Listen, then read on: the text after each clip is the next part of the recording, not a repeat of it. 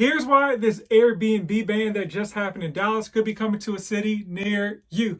They got feedback on this decision from all across the country. They got it from Santa Monica. They got it from Atlanta. They got it from San Francisco. They got it from Boston. They got it from Austin, San Antonio, and other cities. So this was a joint decision, not just something that the Dallas powers to be just decided, hey, let's ban Airbnbs. And they've been thinking about the decision since 2020. You may be thinking, hey, why not just regulate a little bit better? Don't the cities make money off the Airbnb? Shouldn't it be all good? Why such a rash decision? Is this even legal in the first place? Well, we'll break it all down right about now. Welcome back to House Rich, the first time homebuyer show where we help millennials figure out how in the world do I buy my first home. Today we're talking Dallas's Airbnb ban and seeing how it could impact a city near you. Or your city exactly, right? First and foremost, here's a quote from one of the people that were at the meeting on Wednesday when it got banned.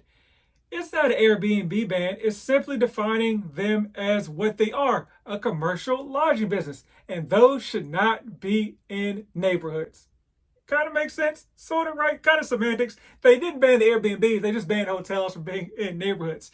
Here's another quote from the opposition, the council member Chad West.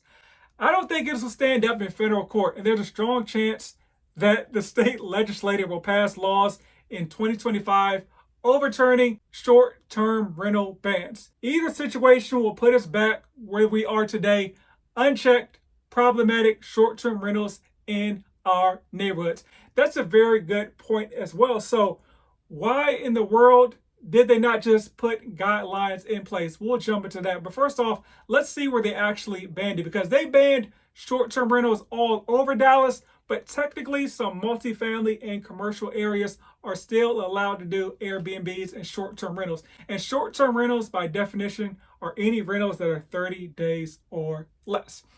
Here is kind of the map right here. As you can see, there's a few dots around Dallas where Airbnbs are allowed, but essentially they banned 95% of Airbnbs with this ruling. And here's another regulation or ruling that was put in place as well for the short-term rentals that are still in place. The council voted 13-0 to change city codes to make it mandatory for properties to annually register with the city, pay fees and taxes, adhere to occupancy and noise limits, have someone on file who can respond to the property within 1 hour to address emergency concerns, and other rules. The regulation will be reviewed again by City Council by June 2025.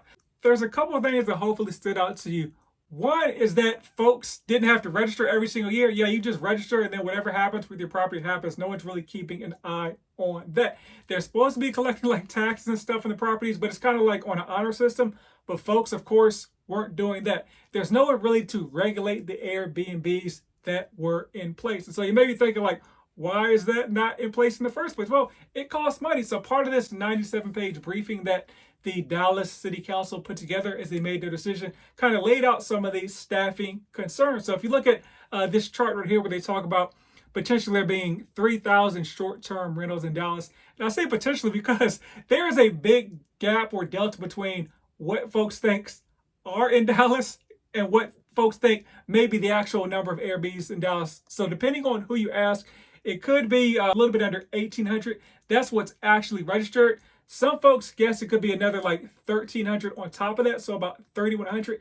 And this analytics website called AirDNA said there may be about 5,500 Airbnbs. So nobody even really knows how many Airbnbs are in Dallas. But under this proposition for 3,000 people, like staffing would cost $1.3 million just to kind of manage things. Then you got vehicles, uniforms, annual fees, etc. And so from all of this, the estimated revenue is going to be about $1.5 million, right? But let's jump back again.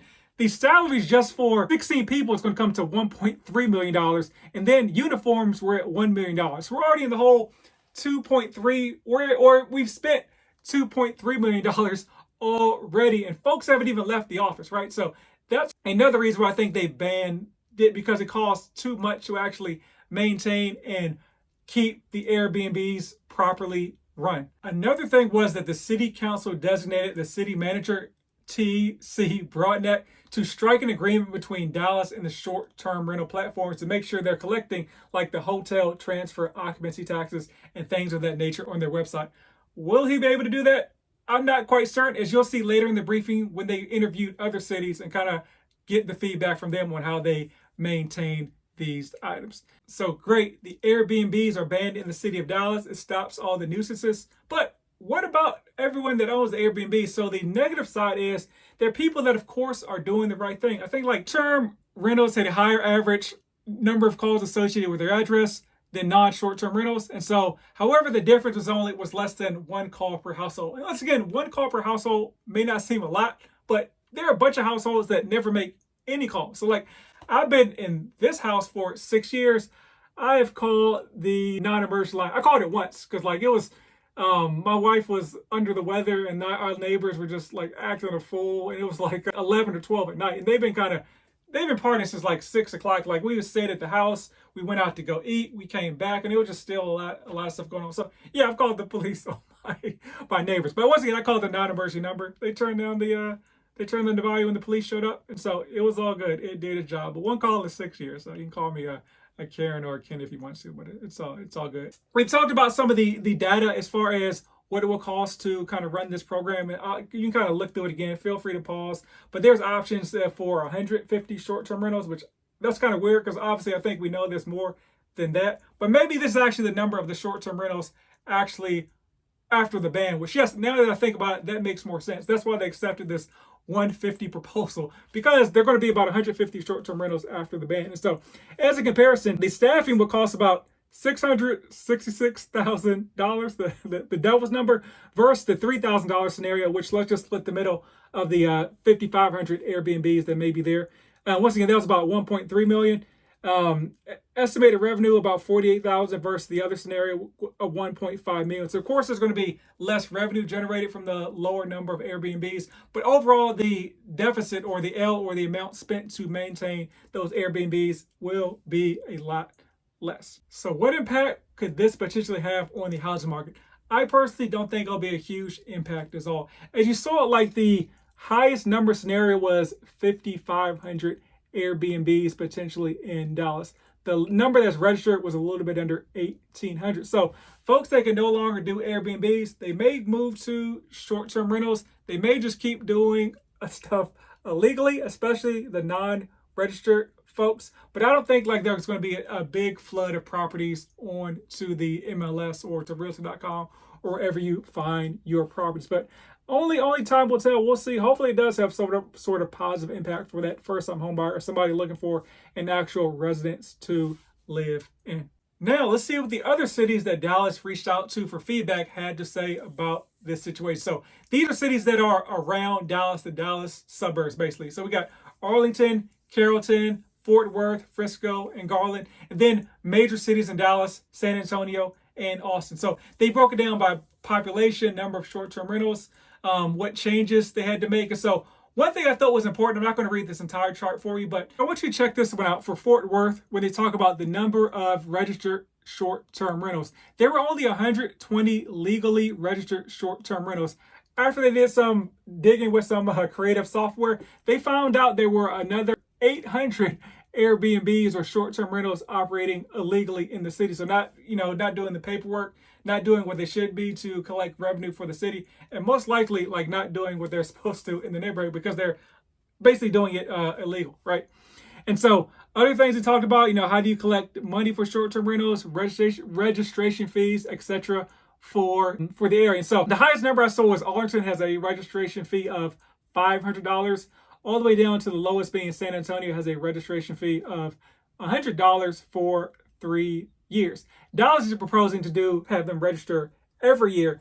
And if there are any violations found, they have to pay like another registration fee to have it re-inspected. So they just have to register every year. As long as there's no violations, they don't have to do the re-inspection. Another thing they talked about was, how do you come to the conclusion to even get a number for the registration fee? Like, what is it based on? So the city of Arlington had to say this: registration fee is based on the time required for the staff to review and process applications, as well as perform code inspections and re-inspections. The short-term rental permits bring in roughly $8,000 per year, which is shy of total expenses. However, the short-term rental staff is split to support other departments. So their short-term rental staff does not just do short-term rentals, but basically there's like, hey, if it's going to cost us X amount of dollars in order to enforce this, it's going to cost you X amount of dollars in order to get your permit, which seems to make a lot of sense for me. Going back, Arlington had the highest registration fee, once again at $500. So let's jump to San Antonio. A task force, individuals from neighborhoods, stakeholders, short-term rental folks. So they got basically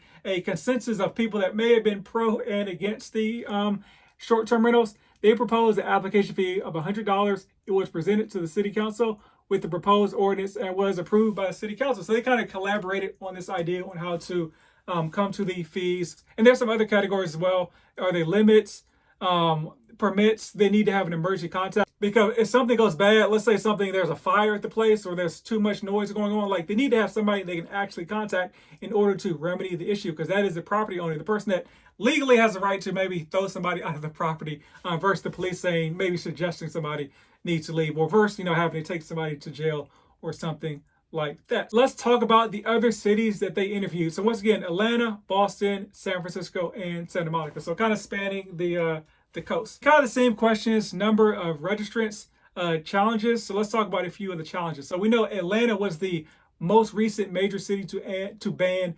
Airbnb. So it says, we anticipate issues of keeping track of illegal listings that have not obtained a short-term rental license. We would not have the manpower to search platforms and compare applications. So basically they're having to say, hey, if they see a listing online, there's really no way for them to say what listing that is, because there's no address listed on the listing for obvious reasons, and then look at the application. So it's going to be very, very hard to enforce. Let's look at San Francisco. Staffing shortages. Certain short-term rental hosts are discovering the loophole in the San Francisco regulatory scheme, i.e. hosts are listing unhosted stays as hosted, and it's difficult to classify stays as hosted or unhosted. Legal business always finds a way. So that's why one of the people were saying, like, hey, maybe we need to come to a consensus on how to actually regulate this. Kind of like, prohibition, where we're going to ban alcohol. That just drove people underground and made them think of more creative ways in order to get their booze on. I have the link to this story in my bio, so you can kind of read through the whole application as far as, what certain cities did as far as enforcing certain items. One thing I do want to read, which I think is very important, is talking about, does the hosting platforms have to register with the city? So we're talking about like Airbnb, Vrbo, those are kind of like the big boys. But this is what happened in San Francisco. It says, in San Francisco, the two largest hosting platforms are Airbnb and Vrbo. Combined, they basically have 9 out of 10 people that have registered with them. Because those platforms in the city were in part of a federal settlement agreed over the legality of the city ordinance, the short-term rental always receives the monthly correspondence from these two hosting platforms. So basically, this was a federal case, right, between the city of San Francisco and these platforms. And if you know how law works, there's something called precedent. So if San Francisco was able to get this established, it looks like other cities most likely will be able to do it too, because they're going to say, hey, look at this federal ruling. I think that's very important for the decisions going forward in the future, right? Because precedent. So now the city of Houston wants to say that, hey, well, San Francisco had this federal ruling. Why can't we do the same based on our requirements as well? Yeah, so let me know what you think. Are you pro, against, mad? You don't care as far as it comes to a potential Airbnb ban in your local jurisdiction. But as always, buy land. Rumor has it they're not making any more of it. They may ban it though.